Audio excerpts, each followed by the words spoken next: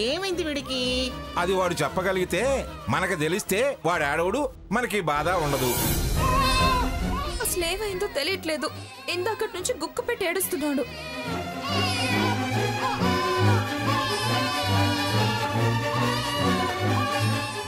పిల్లాడికి ఒళ్ళు కాస్త వేడిగా అనిపిస్తుంది.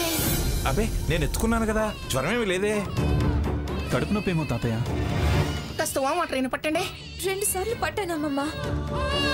దిష్టి తీసాంటే లక్ష్మి బయట నుంచి రాగానే తీసాను అత్తయ్య. మరి ఇలా ఎందుకు ఏడుస్తున్నాడు?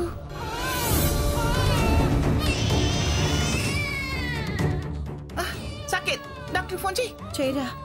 అమ్మమ్మ గారు, వాళ్ళు వస్తే ఆ మందులు ఈ మందులు రాసిస్తారు, యాంటీబయాటిక్స్ రాసిస్తారు. ఈ వయసు నుంచే మందులు అంత మంచిది కాదు కదా అమ్మమ్మ గారు. ఇలా ఎందుకు ఏడుస్తున్నాడు? ఏం తెలియడం లేదే. వీడి బాధ ఏంటో, ఎందుకు ఇలా ఏడుస్తున్నాడో తెలియాలి మనకి. పిల్లలు ఒక్కోసారి అలాగే ఏడుస్తారు అత్తయ్య గారు. నాకన్నా నీకు బాగా తెలుసా? మా తమ్ముడు ఒక్కోసారి చిన్నప్పుడు ఇలాగే రోజంతా ఏడుస్తూ ఉండేవాడు.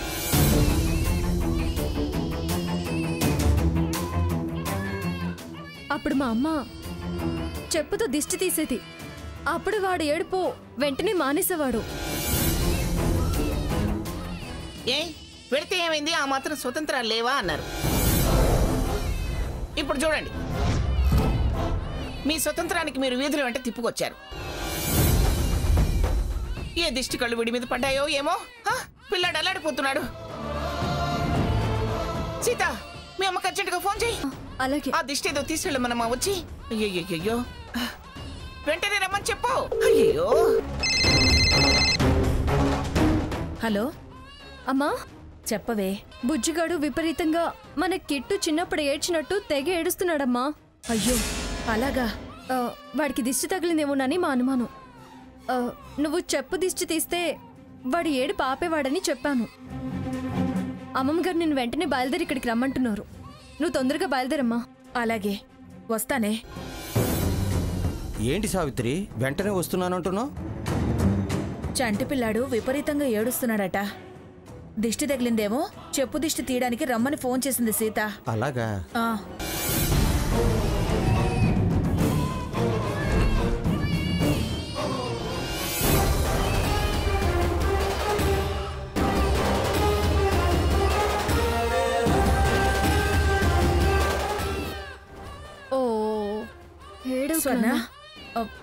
ఇది పట్టుకోండి.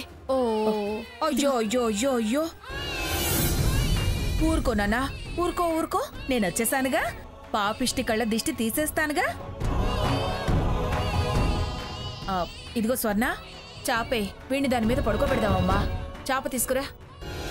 అయ్యో అయ్యో అయ్యో అయ్యో. ఎంతసేపటి నుంచి ఏడుస్తున్నావు నాన్న? వెయ్యమ్మా.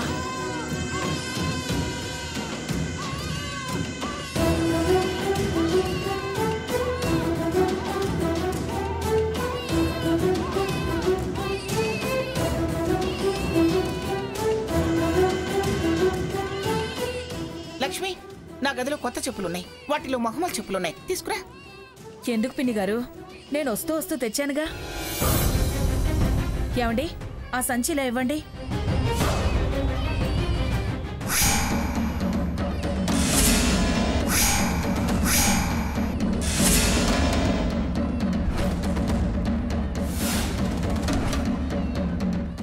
చిచి, పాత చెప్పా. ముందు దాని అవతల పడి. చిచి, వేధవ చెప్పని దరిద్రం తగులుతుంది. లక్ష్మి, నువ్వు వెళ్ళి నా చెప్పులు పట్టరా. అయ్యో పిన్ని గారు, దిష్టికి కొత్త చెప్పులు వాడకూడదు. పాత చెప్పే దిష్టికి వాడతారు. ఏ గతి లేని వాళ్ళు మూల పడేసిన పాత చెప్పు తీసుకొచ్చి దిష్టి తీసి అవతల పడేస్తారు. వాడికేం కర్మ? వాడు పిఠాపురం మంగమ్మ మునిమనోడే. వాడికి కొత్త చెప్పుతో దిష్టి తీసి అవతల పడే. పాత చెప్పుతో దిష్టి తీయించుకోవాల్సిన కర్మ వాడికేం పట్టలేదు. పడే.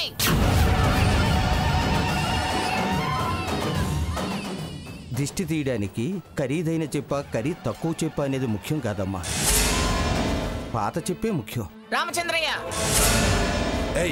ఏంటి అన్నిటికీ నీ అరుపులు? అయిన దానికి కాని దానికి దర్పాలు చూపిస్తావు? అరే పాత చెప్పులతోనే దిష్టి తీయాలి ముర్రో అంటుంటే మహమ్మల్ చెప్పులతోది మాగరాజ్ చెప్పులతోది అంటానే. వాడిన చెప్పు తోలు చెడు దృష్టిని దూరం చేస్తుంది అంటారు.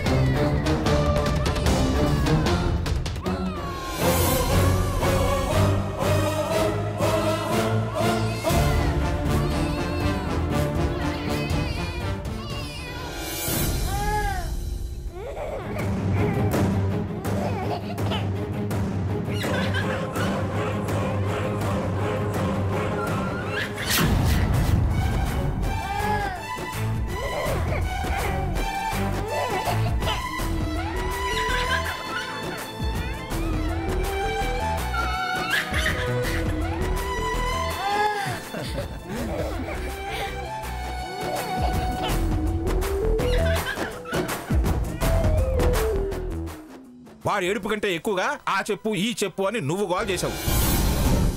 ఇప్పుడేమంటావు? సీత వాడిని ఇవ్వమ్మా.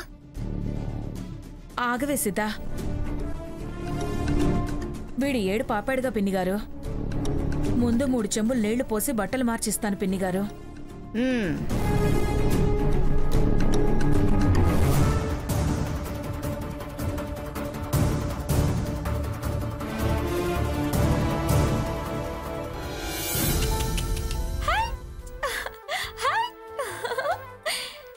ఏంట్రా నీకు మీ నాన్న నాయనమ్మ లక్షణాలు వచ్చినట్టున్నాయి?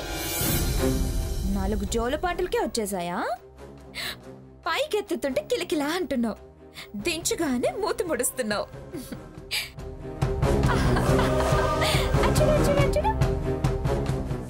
ఏయ్, ఆవినన్నట్టు నిన్ను కూడా అనిపించుకోకు. నేను మీ అమ్మన్రా, నేను చెప్పినట్టే వినాలి.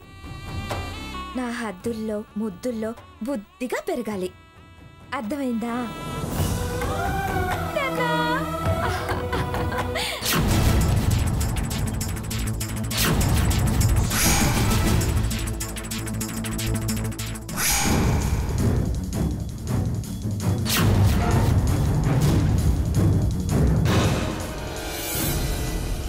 ఇతనేంటి సరాసరి ఇంటికి వచ్చేస్తున్నాడు?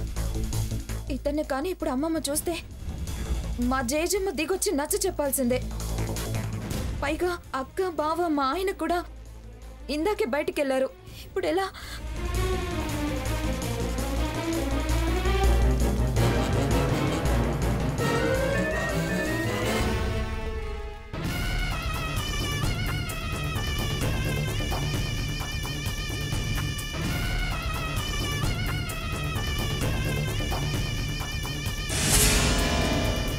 లక్ష్మి, లక్ష్మి, వస్తున్నా అత్తయ్య. త్వరగా రా.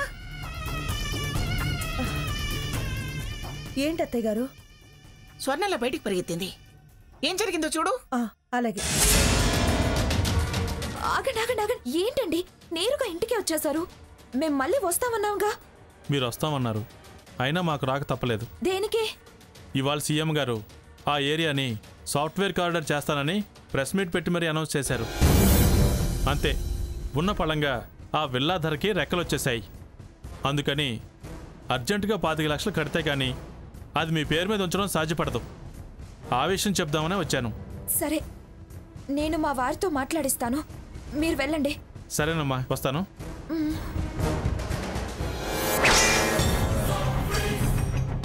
కొంపతీసి అత్తయ్య గారు వినలేదు కదా?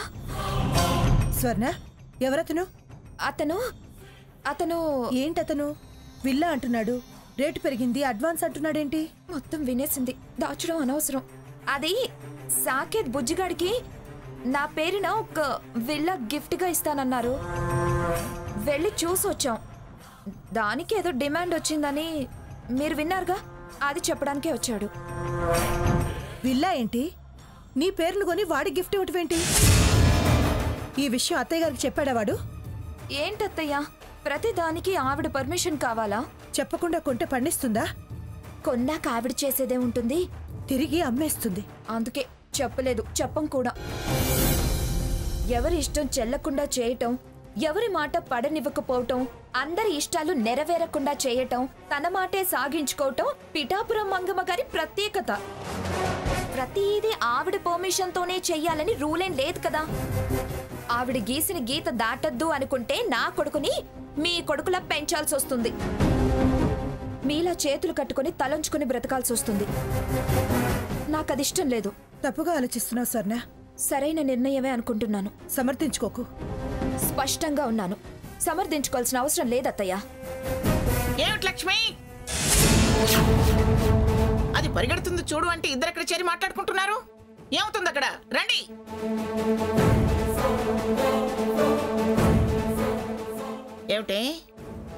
ఏమిటేదో వాగుతున్నావు? నేనేం వాగట్లేదు. ఏం స్వర్ణ అంటే ఏమత్తయ్యా అన్నాను. ఏమే స్వర్ణ, అసలు పరిగెట్టుకుంటూ బయటికి ఎందుకు వెళ్ళావే? ఎవరో కొత్త మొహం నేరుగా ఇంట్లోకి వస్తుంటే ఎవరు ఏంటి అని ఎంక్వైరీ చేయడానికి వెళ్ళాను. ఏం ఎంక్వైరీ చేసావు? ఎవరో సేల్స్ ప్రమోటర్ అత్తయ్య. ఆ ఏడుపేదో ముందే ఏడవచ్చు కదా. తమరు ఏడిపించిన ఏడుపులకి నేను ఏడుపు మర్చిపోయి అలవాటు పడ్డాను కాబట్టి అత్తయ్య గారు ఆ పని చేశారు. స్వర్ణ, అదే ఆ పొగరపోతు మాటలే మానుకో అని చెప్పేది. మీరిద్దరూ ఏదో నిజం దాస్తున్నారనిపిస్తుంది. చూడండి, మసిపూసి మారేడుగా చెయ్యాలని మంగమ్మ ముందు ప్రయత్నాలు చేయకండి.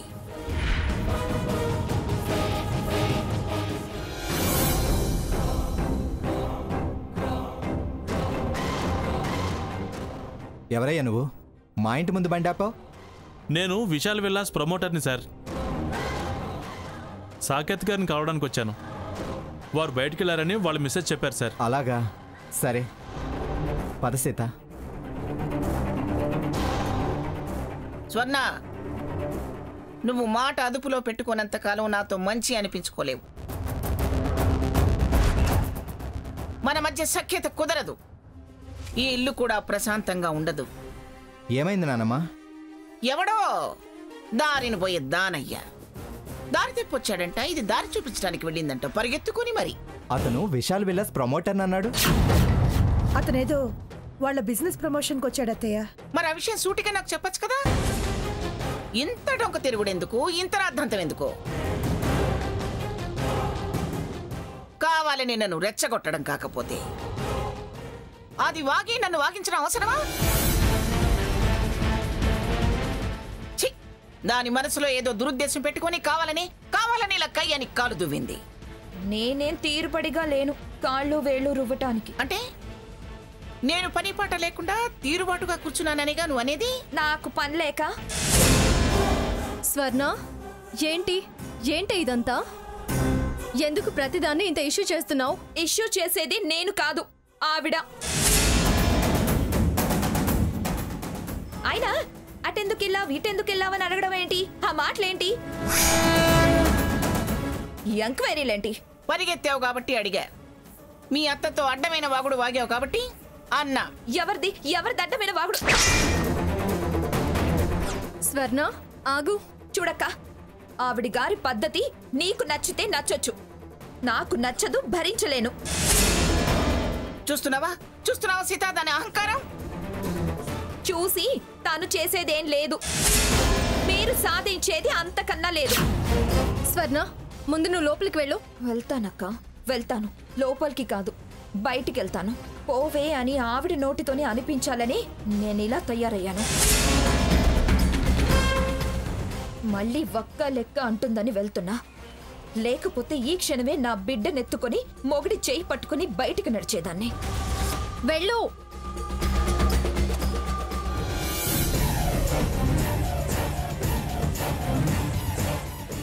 దీనికి పిచ్చి బాగా ముదిరింది. సైక్రటిస్ట్కి చూపించడం చాలా అవసరం. చిచ్చి,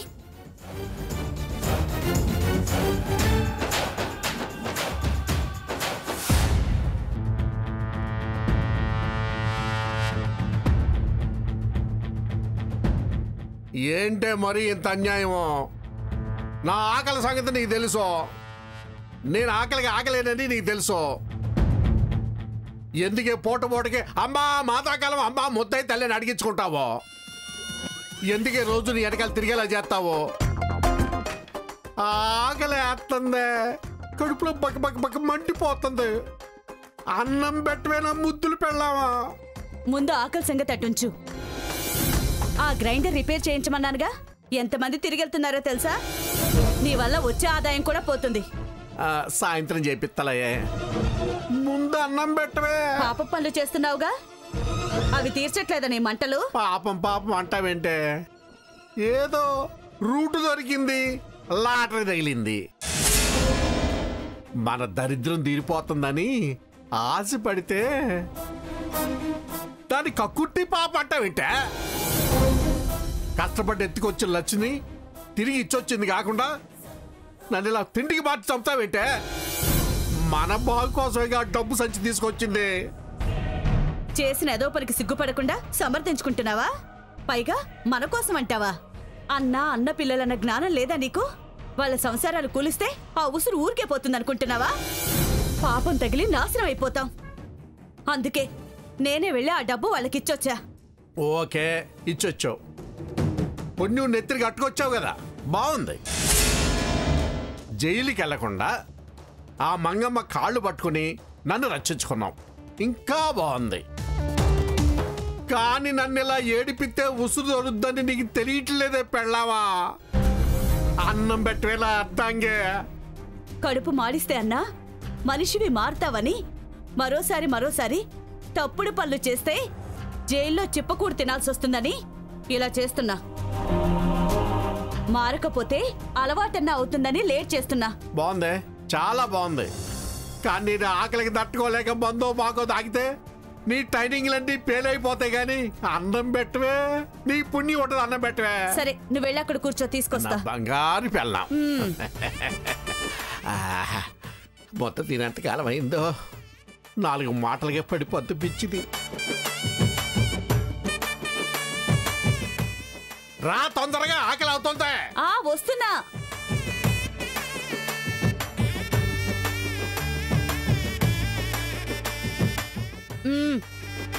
పట్టుకో.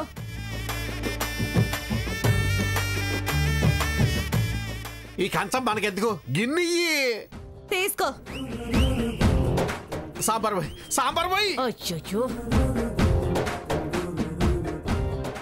గిన్నెతో పోయి గంటతో ఎన్నిసార్లు వేస్తావు? గిన్నెతో పోయి 3 రోజులు అయింది మొత్తం తిని. పట్టు. మళ్ళీ పోసుకుంటా. నువ్వు వెళ్ళి మంచిలు తీసుకురా. సరే.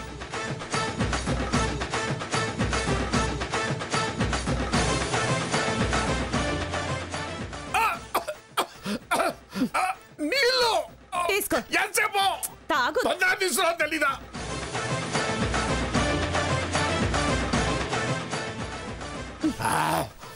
నెమ్మదిగా తిను. 3 రోజులు అయింది మొత్తం తిని.